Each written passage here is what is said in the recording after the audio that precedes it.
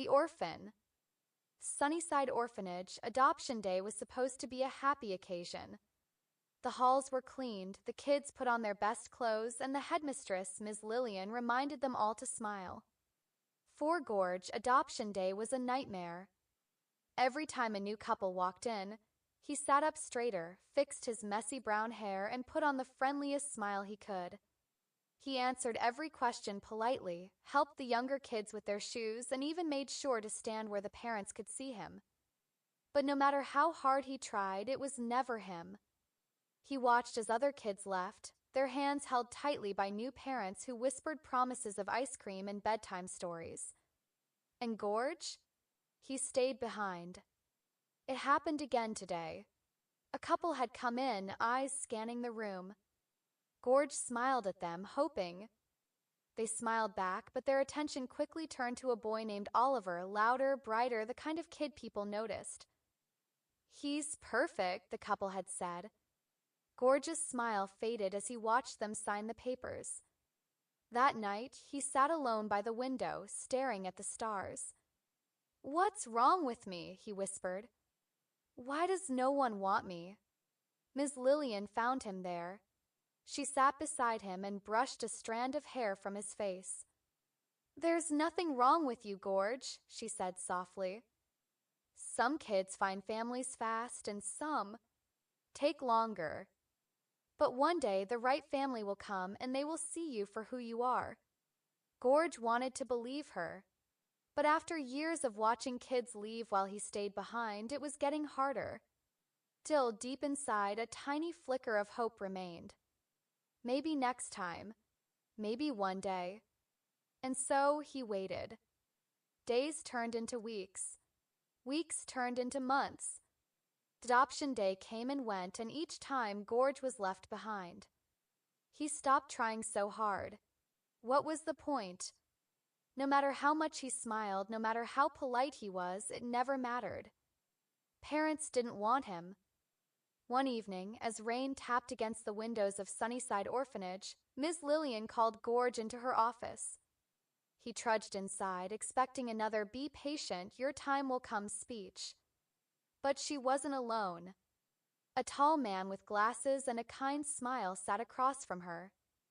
Beside him was a woman with warm eyes and a scarf wrapped around her neck. They both turned to Gorge as he entered. "Gorge," Ms. Lillian said gently, "this is Mr. and Mrs. Hartley." Gorge stuffed his hands into his pockets. "They'll probably pick someone else." "They always do." Mrs. Hartley gave him a small smile. "We read your profile," she said. "Ms. Lillian told us you like to help the younger kids here." Gorge shrugged. "I guess." Mr. Hartley chuckled. "You guess? I heard you once gave up your dessert so the little ones could have more." Gorge glanced at Ms. Lillian, who smiled but said nothing. "We've been looking for a child who's kind," Mrs. Hartley continued. "Someone who looks out for others. And we think you're that child, Gorge." Gorge's heart stopped. He had heard these words before. A lot of adults said things like that, but they never meant him. "You do?" he asked, barely above a whisper. Mr. Hartley nodded. "If you'd like. We'd love for you to come home with us." Gorge didn't know what to say. His mind screamed, what if they change their minds? What if they pick someone else at the last second? "Me." Mrs. Hartley reached out and gently squeezed his hand. "You." Something inside him cracked. The walls he had built, walls to protect himself from getting hurt, started to crumble. For the first time in a long time, Gorge let himself hope. Maybe, just maybe, this time he wouldn't be left behind. Gorge sat in the back seat of the Hartleys' car, staring out the window. The world outside passed in a blur of streetlights and buildings, but he barely saw any of it. His hands were clenched into fists in his lap. He wanted to feel happy. This was what he had waited for, wasn't it? But something inside him wouldn't let him believe it. When they arrived at the house, it was warm and inviting, with a small garden and a porch swing that creaked in the breeze. It looked like home, but that didn't mean it was his. Mrs. Hartley led him inside. The house smelled like cinnamon and fresh laundry, and framed pictures covered the walls, photos of vacations, birthday parties, and smiling faces. Faces he wasn't in. "This is your room," Mr. Hartley said, opening a door. Inside was a neatly made bed, a dresser, and a small desk by the window. It was nice. Too nice. Felt like something meant for a child they had dreamed of, not the one they got. Gorge hesitated in the doorway. He wanted to step inside to let himself believe that this could be real. But deep down, he knew better. That night, he lay awake in the dark, listening to the unfamiliar silence.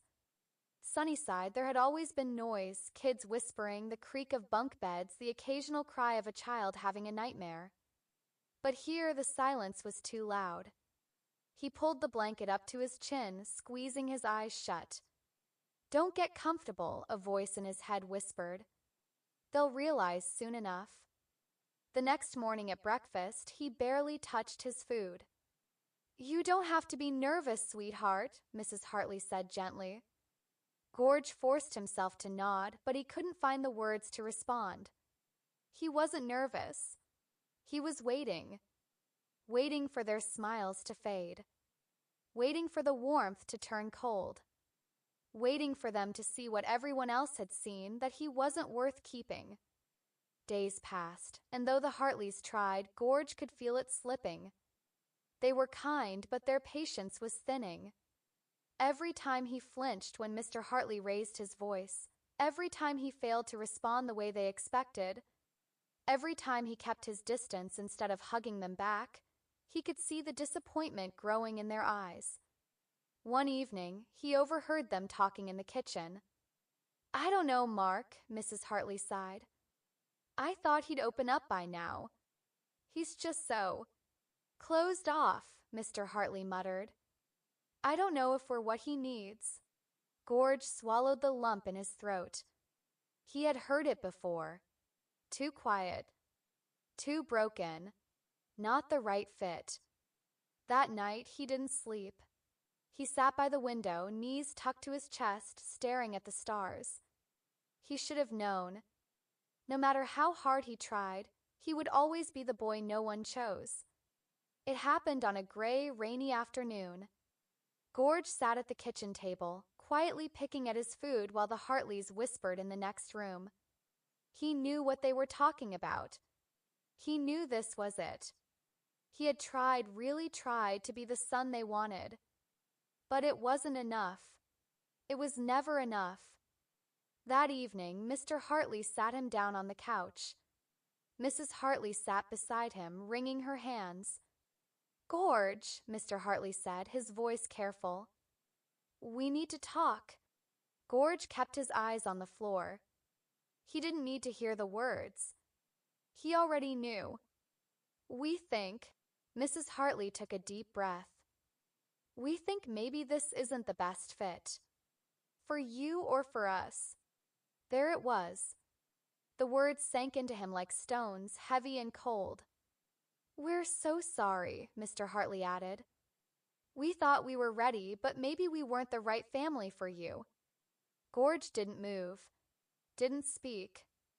If he opened his mouth, he wasn't sure what would come out. Mrs. Hartley reached for his hand, but he flinched without meaning to. She pulled away. "We talked to Ms. Lillian," Mr. Hartley continued. "She said you can come back to Sunnyside. She'll take good care of you." Sunnyside. He was going back. Just like he always knew he would. Car ride was silent. Gorge kept his face turned toward the window, watching the world blur past him. The rain had started falling, soft against the glass. His hands curled into fists in his lap, nails digging into his palms. He wouldn't cry. He wouldn't. When they pulled up to Sunnyside Orphanage, it looked exactly the same as when he had left. Nothing had changed, except him.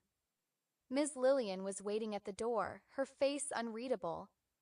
She gave the Hartleys a polite nod before turning to Gorge. Come inside, sweetheart, she said gently. Gorge climbed out of the car. He didn't look back. He didn't say goodbye. 'Cause why should he? They didn't want him. That night, he lay on his old bunk, curled beneath the thin blanket. The other kids were asleep, the room filled with the soft sounds of breathing. And finally, he let the tears come. They spilled over his cheeks, silent and endless. He buried his face in the pillow, his small body shaking as he cried. He had let himself hope. He had let himself believe. But in the end, he was still the boy no one chose. And maybe he always would be. It had only been a few weeks since Gorge was sent back to Sunnyside Orphanage, and he had already given up hope. He didn't try to be friendly with visiting parents anymore. He didn't bother fixing his hair or putting on his best smile. What was the point? But then one day a woman came. Her name was Mrs. Berman, and something about her felt wrong. She was tall and thin, with greasy black hair and sunken eyes that twitched as she spoke. She smelled strange, like old cigarettes and something bitter. But when she talked to Ms. Lillian, she put on a big, fake smile. "Oh, I just love children," she said sweetly, her voice too sugary to be real. "I want to give a poor boy a loving home." Ms. Lillian smiled warmly. "That's wonderful to hear." Gorge watched from across the room, his stomach twisting. Then Mrs. Behrman's eyes landed on him. She stared for a long moment, her lips curling into a smile. "That one," she said, pointing at Gorge. "I want him." The adoption papers were signed within days. Ms. Lillian hugged him goodbye, whispering, "Be good, sweetheart. You deserve this chance." But she was wrong. From the moment they stepped out of the orphanage, Mrs. Berman changed. Her sweet smile disappeared. Her kind voice hardened. She grabbed his wrist too tightly as she led him to her beat-up old car, shoving him inside. The ride was silent except for the sound of her chewing on her nails and muttering under her breath. When they arrived at her house, Gorge's heart sank. It was falling apart. Paint was peeling, the yard was overgrown, and the windows were covered with newspapers. The inside was even worse. It smelled rotten, and trash was piled in the corners. But before he could take it all in, Mrs. Berman turned to him, her eyes cold and sharp. "Listen up, boy," she snapped. "You ain't here to sit around and be lazy. You're gonna work." Gorge stared at her, confused. Work?" She sneered. "You think I adopted you because I care? You're here to clean, cook, do what I say." He took a small step back, his stomach twisting. But you said, slam." Her hand hit the table, making him flinch. "I said whatever I had to," she hissed. "Now get to work." And that's how it began. From the moment he woke up, Mrs. Berman ordered him around. He scrubbed the floors until his hands were raw. He washed dishes that were never clean enough. He hauled heavy bags of trash from the house to the alley, his arms aching. And if he didn't do it fast enough, she yelled. She grabbed his arm too hard. Once, she even threw a glass bottle at the wall near his head. "You're useless," she screamed. "You're lucky I even took you in." That night, he slept on a thin, dirty mattress in the basement, shivering from the cold. He was sadder than ever. Sunnyside, he had been lonely, forgotten. But here he was nothing. He had no one, no hope. And for the first time in his life, he wished he had never been adopted at all. Gorge thought all hope was lost. Every day was the same: wake up, work, get yelled at, sleep on the cold basement floor.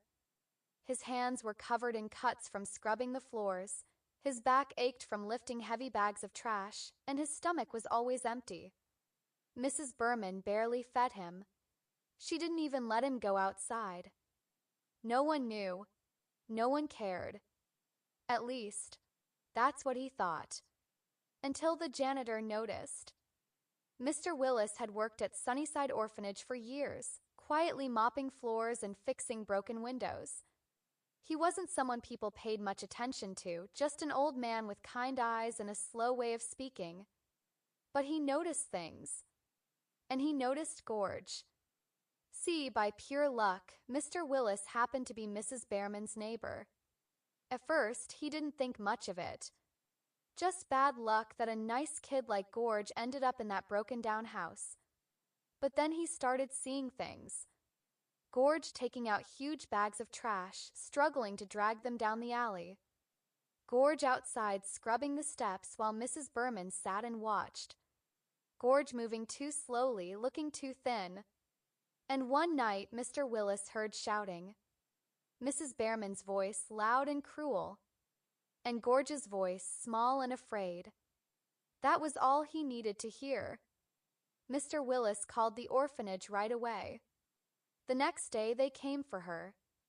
A black car pulled up in front of the house and two women stepped out, one from Child Protective Services and the other Ms. Lillian. When Mrs. Behrman opened the door and saw them standing there, her face twisted in anger.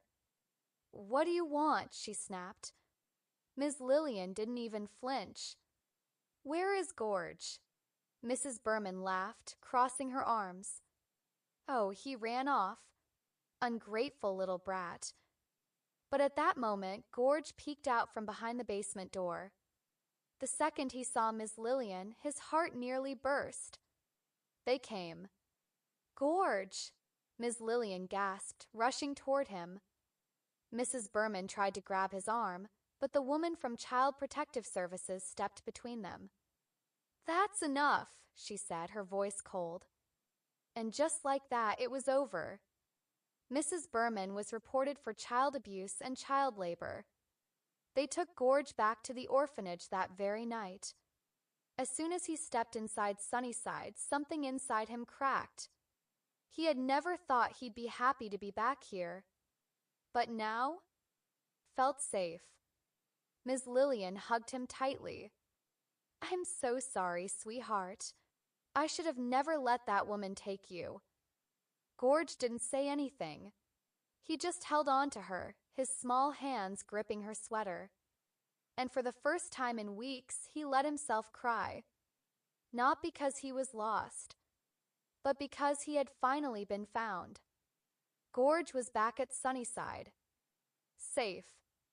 But not happy. 'Cause he knew the truth now, there was no such thing as a real home. No such thing as a family that wanted him.